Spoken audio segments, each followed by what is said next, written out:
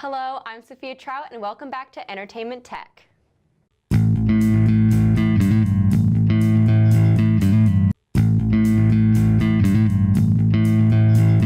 From Michael Myers making his big screen debut once again to shows like The Haunting of Hill House, October has had no shortage of new cult favorites.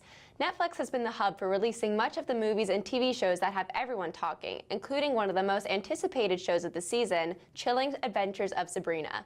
Everyone remembers Sabrina the Teenage Witch, based off the comic book series which aired from 1996 all the way to 2003. Now Sabrina is back with a new cast in a much darker undertone as the show picks up right when the young half-breed must make her choice, whether to fully embrace her witch heritage or relinquish her powers for good. The show officially aired on Netflix on October 26 and already has an 8 out of 10 rating on IMDb. Reviews say the show is chilling and clever, scary, fun, and not a remake of the sitcom people anticipated.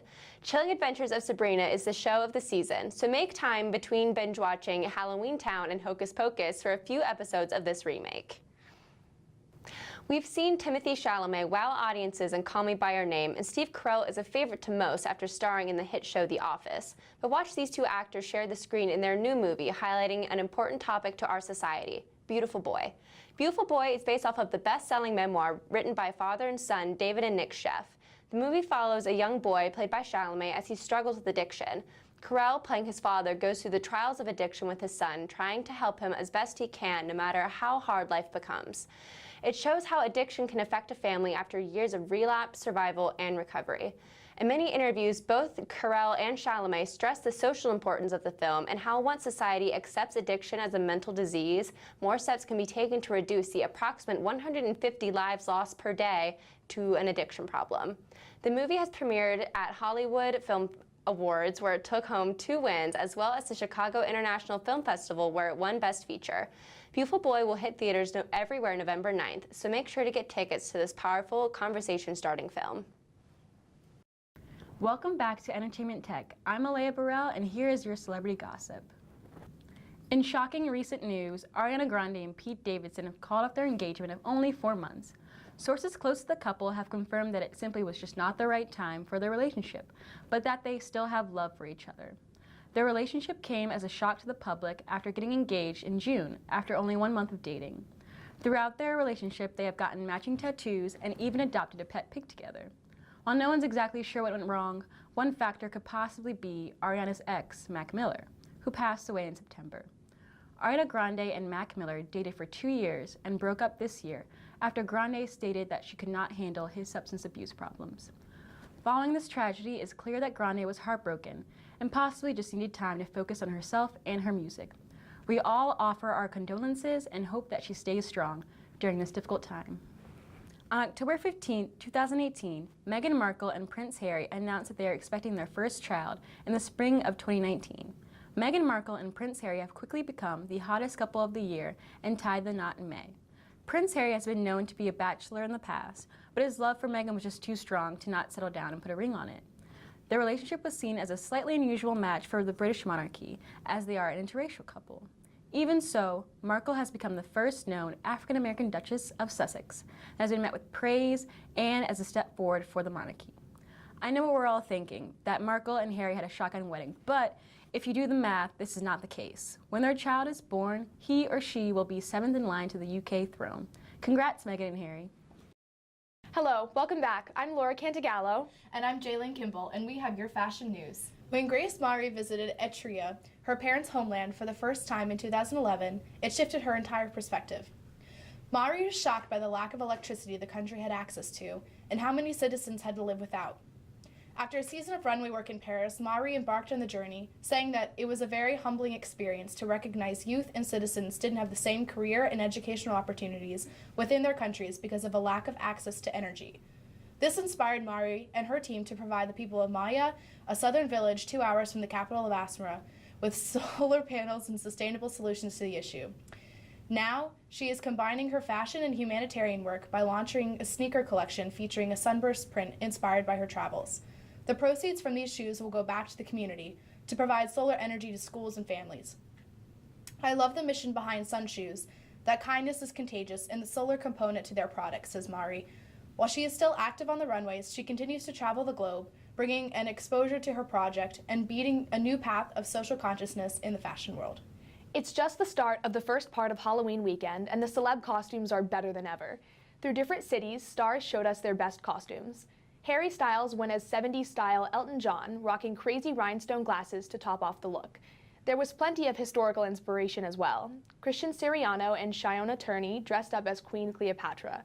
Kaya Gerber also went as Joan Jett, the American rock singer, and Randy Gerber as the legend David Bowie. Some costumes were inspired by present pop culture too. Kendall Jenner even went as far to dress up as a fembot, and Britney Spears was portrayed by Devin Windsor. Rita Ora made us all laugh with her take on Post Malone, complete with the face tattoos and crazy hair. And of course, we can't forget about Noah Centineo, who dressed up as the infamous Gaston from Beauty and the Beast. Jenna Dewan dressed up as a simple but cute unicorn, which was different from last year when she decided to go as Sally from The Nightmare Before Christmas. Finally, Zoe Kravitz dressed as a vampire, but not the one we were expecting. Although she had the fangs and blood, Zoe portrayed the most common kind of vampire, the one we all are right when we wake up in the morning, before we have a cup of coffee. Nice costume, Zoe. As we can see, the Hollywood stars sure didn't disappoint this year, and I'm sure next year will be even better. The fashion industry has made tremendous strides in increasing the representation of models of all sizes and colors, but it's clear that models with disabilities have yet to experience this type of inclusion. It can be dehumanizing and traumatizing to be unfairly judged by people based on your appearance, and this is one of the most common experiences if you have a disability. But what do you do when it's your job to have people look at you? Jillian Mercado is a model with spastic muscular dystrophy, Chelsea Werner is a gymnast and model with Down syndrome, and Mama Cax is a model, blogger, amputee, and disability advocate. For all three of these models, the more their status rises in the fashion industry, the larger their audience is, and the more judgmental people they are in front of, in an industry that doesn't yet know what to do with a disabled celebrity.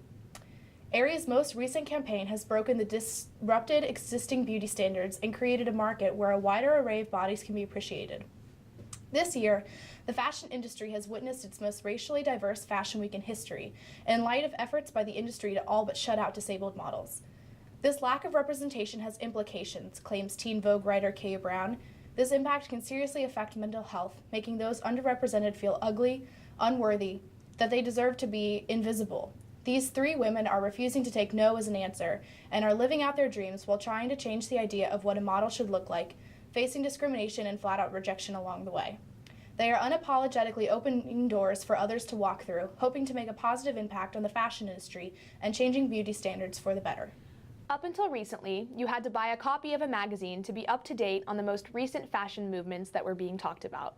Now with apps like Instagram, with just one click, you can see what all the hype is about. Here are some of the best fall Instagram famous fashion pieces that are worth all the fame they've been getting. The first is Leopard Pants. With its bold pattern and striking appearance, Leopard Pants gives you the boldness without overdoing it.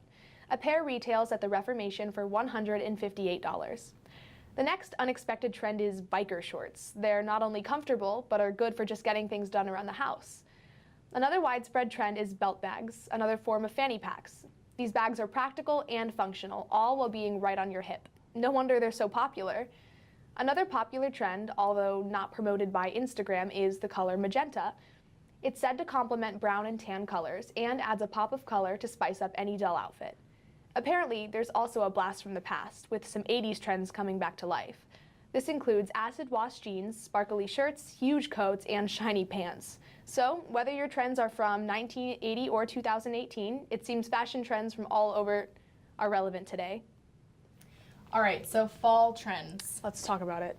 All right, so what's in this season? Something I've been seeing a lot recently is dad shoes.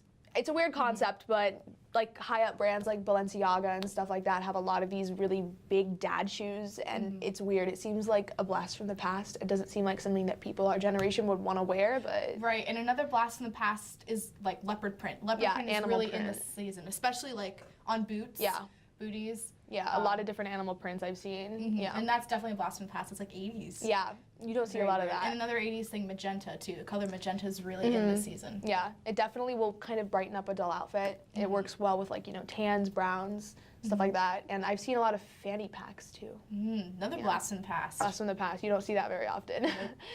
That's all for fashion news. Up next, we have music. Welcome back. I'm Alexa Bement, and here is your latest music news. On November 9th, Jeff Goldblum released his debut album, The Capitol Studios Sessions. Jeff Goldblum is best known for his role in Jurassic Park, as well as in Thor Ragnarok. Now he's releasing the album with the help of his band, the Mildred Schnitzer Orchestra. He has been touring jazz clubs around Los Angeles and New York City with them since the 90s, and finally signed with the record label Decca for the album's release. The album also features appearances from stars Sarah Silverman, Imelda May, and Haley Reinhart. Grammy-winning trumpetist Till Bronner also makes appearances throughout the album. The band is planning to tour at a select number of locations this fall, including Los Angeles, Paris, Berlin, and London. If you are interested in seeing jazz music from the actor, check out the album once it has hit stores. Also on November 9th is Muse's new album, Simulation Theory. The album, which is done through Warner Bros. Records, is produced by Rich Costi, Mike Elizondo, Shellback, and Timbaland. Rich Costi has previously worked with the band on their third album, Absolution, and their fourth one, Black Holes and Revelations. This album will follow up their 2015 album release, Drones. The album contains new tracks such as Algorithm, Something Human, The Void, Dig Down, and Propaganda.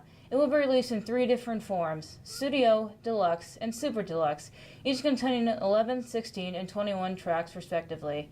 If you are a fan of the band, be sure to decide which version of the album you want and buy it in stores on its release. That's all we have for today's show.